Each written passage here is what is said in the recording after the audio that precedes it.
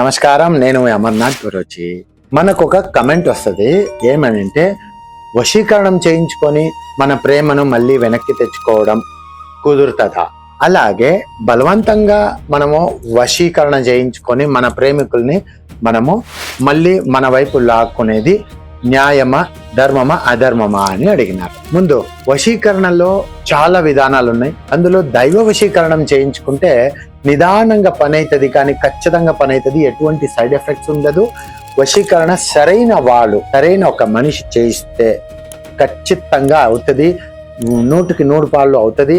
మళ్ళీ చేసేటువంటి వ్యక్తి ముందుగానే ఇది అవుతుందా లేదా, ఈ విధానంలో చేస్తే అవుతుందా, ఈ విధానంలో చేస్తే అవుతుందా, ఆ విధానంలో చేస్తే అవుతుందా అని సరైన విధానంగా తెలుసుకొని కరెక్ట్గా చేసినట్టయితే ఖచ్చితంగా వశీకరణం 100కి 100 పాళ్ళు పనిచేస్తుంది.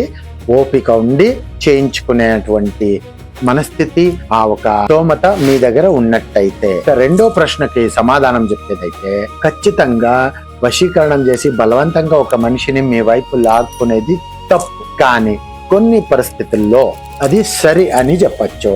ఎటువంటి పరిస్థితులు అంటే, ఆ ఒక వ్యక్తి గురించి మీ యొక్క డబ్బు, సమయం, శక్తి, మీ యొక్క ఎనర్జీ మొత్తం కోల్పోయి ఉంది, చాలా సంవత్సరాల తరబడి ప్రేమించుంది, మీరు మొత్తము వాళ్ళపైన డిపెండ్ అయి ఉంది, చాలా వరకు కోల్పోయి ఉంటే ఖచ్చితంగా మీరు చేయించుకోవడంలో ఎటువంటి తప్పు లేదు. అలా కాకుండా ఇంకా చెడ్డ వాళ్ళ మాట, ఇన్ఫ్లుయెన్స్ వల్ల, చెడ్డ వాళ్ళ ఒక చెప్పు చేతల వల్ల ఒకవేళ మీ ప్రేమికురాలు కానీ ప్రేమికుడు కానీ వెళ్ళిపోయి ఉంటే ఖచ్చితంగా అప్పుడు కూడా మనము వశీకరణం చేసుకొని మన వైపు లాక్కునే దాంట్లో ఎటువంటి తప్పు లేదు. ఇవి రెండు కాకుండా వేరే మీకు ఎటువంటి నష్టం కలగలేదు, కానీ మీరు బలవంతంగా ఆ ఒక వ్యక్తిని మీ వైపు లాక్కుంటున్నారు అనుకుంటే ఖచ్చితంగా అది తప్పు, వేస్ట్.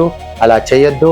ఎందుకంటే ప్రపంచం పైన ఇంకా చాలా మంది ఉన్నారు, మీకోసం వేచి ఉన్నారు. కాబట్టి ఏది ధర్మం, ఏది అధర్మం మీరే చూసుకోండి. మీకు మీరే అనలైజ్ చేసుకొని మీరు దీన్ని ముందువరించండి. మా వైపు మాతో ఏమైనా వశీకరణం చేయించుకోవాలనుకుంటే ఖచ్చితంగా ఆ నెంబర్కి కాంటాక్ట్ చేసి మీరు నాతో మాట్లాడి తెలుసుకోవచ్చు. కానీ అపాయింట్మెంట్ తీసుకోకుండా మాట్లాడే కుదరదు. కాబట్టి అపాయింట్మెంట్ తీసుకొని మాట్లాడి మీరు ఇది తెలుసుకోండి. నమస్కారం.